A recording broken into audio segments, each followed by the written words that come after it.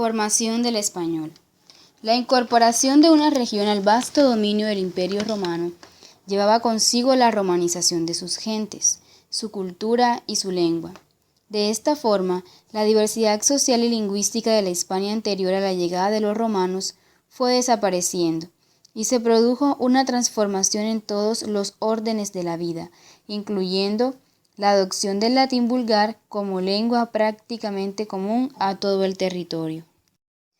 Las lenguas son instrumentos vivos, con cambios continuos que las enriquecen a lo largo del tiempo. Es importante comprender que la lengua es un instrumento vivo, con nacimiento y evolución constante en el tiempo. La expresión escrita de una lengua cambia con más lentitud que su forma oral. Los vocablos se modifican por el habla, y sin ser propósito de los hablantes se producen los cambios. La lengua española cambia con mucha lentitud, porque su literatura es abundante, y esto contribuye a fijarla. Los movimientos migratorios producidos a lo largo de la historia de la humanidad han sido el factor principal de la evolución y expansión de las lenguas.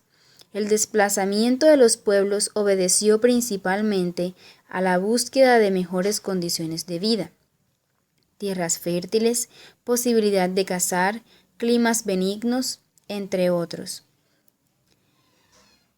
Si el grupo migratorio se asentaba en un lugar ya habitado por otros grupos humanos, se producía una influencia mutua entre las lenguas que cada uno hablaba. Cuando un conjunto significativo de cambios en una lengua hacen que ésta pierda casi todas las características originales, nace una nueva lengua. Y ésta ya no se identifica más que en algunos aspectos con la que le dio origen, es decir, con su lengua madre. De este modo se produjo la formación de las lenguas derivadas del latín: castellano, catalán, gallego, portugués, francés, sardo, rumano, provencial e italiano. Asimismo, la evolución cultural influye a su vez en la evolución de las lenguas. Los acontecimientos históricos, conquistas, colonizaciones, guerras, los grandes sucesos internacionales, avances tecnológicos, descubrimientos científicos, introducen nuevas voces y exigen la acuñación y propagación de otras. El significado de las palabras cambia o se le agregan nuevas acepciones. Ahora hablemos sobre las familias lingüísticas. Conozcamos ante todo el significado de indoeuropeo. El indoeuropeo se define como una familia de lenguas salidas de una lengua común y que se han diferenciado por separación gradual. El pueblo indoeuropeo estaba formado por varias tribus, casi todas integrantes de un mismo grupo étnico.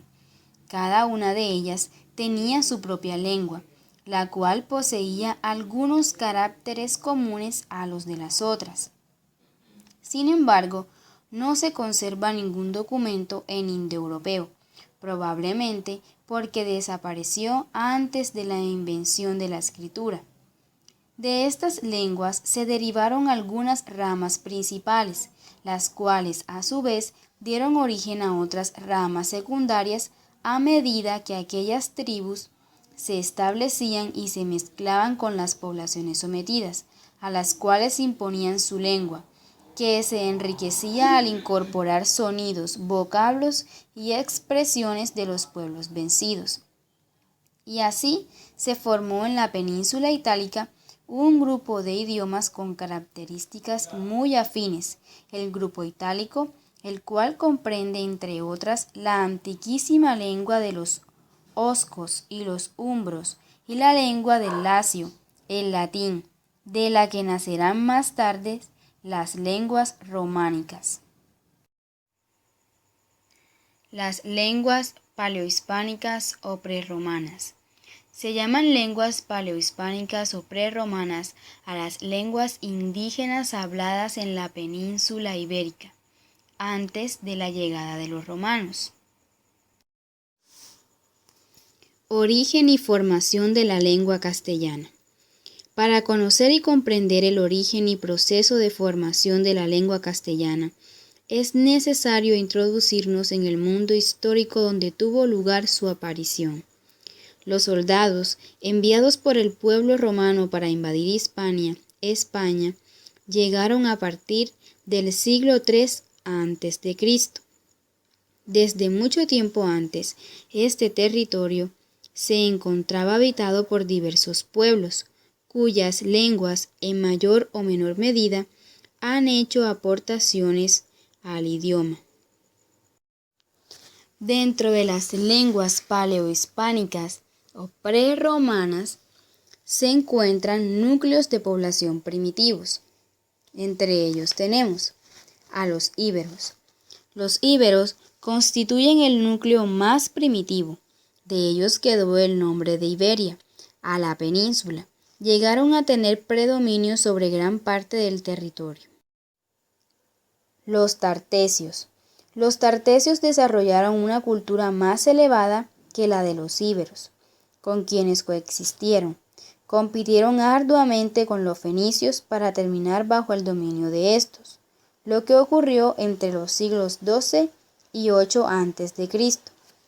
Los tartesios eran agricultores, buenos navegantes y pescadores, y conocían la escritura, alfabeto similar al ibérico.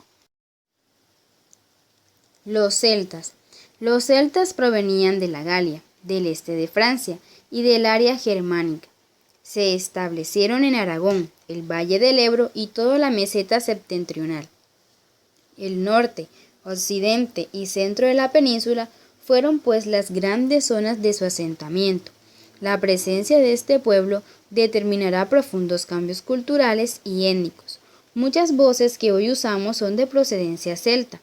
Topónimos como Segovia, nombres de vestidos como camisa, saya, otros tales como carpintero, vasallo, cabaña, y nombres de plantas y animales, berro, abedul, perro, salmón, alondra. Grupos celtas se unieron a ibéricos y de esta fusión surgió el núcleo celtíbero. Cabe resaltar otros pueblos como los fenicios, los griegos y los cartagineses, que llegaron sucesivamente a la península movidos fundamentalmente por la necesidad de obtener metales. Los fenicios. Los fenicios, pueblo esencialmente navegante, compitieron con los tartesios hasta dominarlos, sometiéndolos a vasallaje. Hispania es el nombre que los fenicios dieron al territorio peninsular y significa tierra de conejos. Los griegos. La colonización griega se da aproximadamente a partir del 700 a.C. Llegan por mar siguiendo la ruta de los tirios. Los cartagineses. Cuando la ciudad fenicia de Tiro, en Asia Menor, cayó bajo la dominación de los asirios, Cartago tomó el relevo de los fenicios en el Mediterráneo occidental. En el 218 a.C., la península está ocupada por los romanos, y como consecuencia de haber resultado ellos triunfadores de las guerras púnicas, el territorio de la península ibérica se convierte en provincia romana. Se imponen la lengua de los conquistadores, las instituciones y las costumbres. Muchos pueblos opusieron resistencia a Roma, y ésta luchó con tesón para someterlos. Numancia, por ejemplo, resistió 5 años, y antes de entregarse, sus habitantes se suicidaron en masa. El latín. La lengua impuesta por los romanos fue el latín, originariamente un dialecto de la ciudad de Roma, desde donde se extendió al Lacio. Los conquistadores romanos, en su mayoría soldados, propagaron la lengua que ellos hablaban, el latín vulgar, y no el latín culto. Este último era utilizado por hombres de gran cultura para elaborar textos literarios y en la escritura en general. Por ello, el latín culto no llegó con facilidad a los pueblos conquistados. De modo que el latín que se extendió en la península fue, en principio, el latín vulgar, y sobre él se fueron produciendo lentamente modificaciones que dieron origen a las diversas lenguas romances, es decir, derivadas del romano. Por otra parte, no debemos olvidar que el latín operó sobre un basamento formado por lenguas prerromanas que constituyen el sustrato lingüístico. La romanización. Se conoce con el nombre de romanización al periodo de asimilación de los primitivos habitantes de un país a la lengua, la cultura, las costumbres y las formas de vida de los romanos, aprobando sus instituciones políticas y religiosas, sus derechos y organización social. Este fenómeno se produjo en la península ibérica entre los pueblos que la habitaban primitivamente, los invasores bárbaros y romanos. El castellano, de dialecto a lengua. En España, la supremacía política y cultural de Castilla la Vieja elevó su dialecto, el castellano, al rango de lengua nacional española.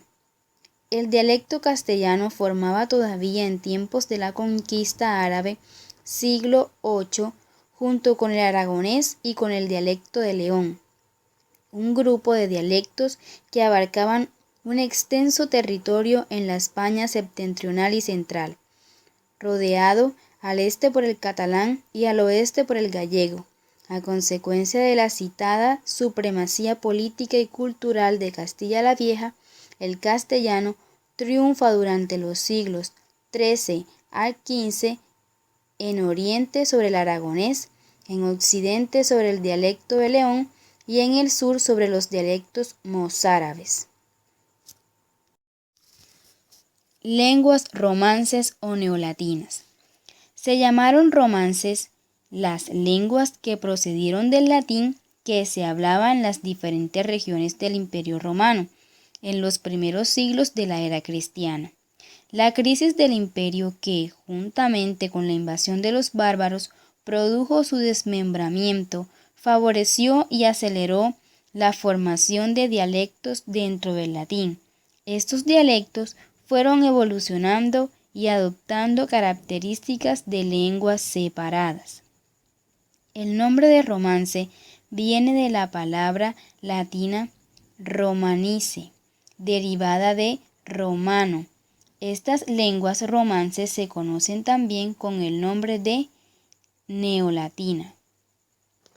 El castellano, ya dijimos que identificado con el español, es uno de los varios estados de transformación a que llegó el latín vulgar. Difusión de la lengua española. Actualmente el español o castellano es la lengua romance de mayor extensión. Por la cantidad de hablantes, ocupa el tercer lugar entre los idiomas vivos.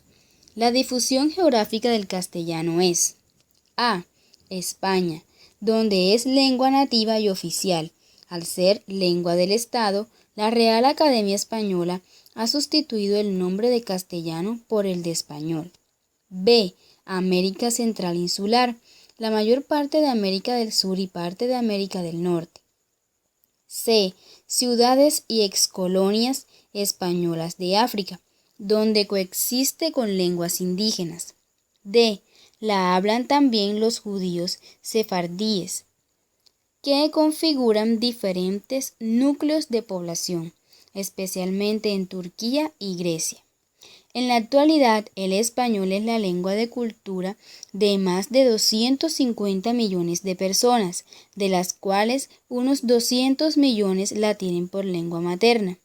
La difusión de la lengua española se debe no solo a su vitalidad, sino también a la unidad que presenta, a pesar de usarse en tierras y ámbitos sociales muy diversos.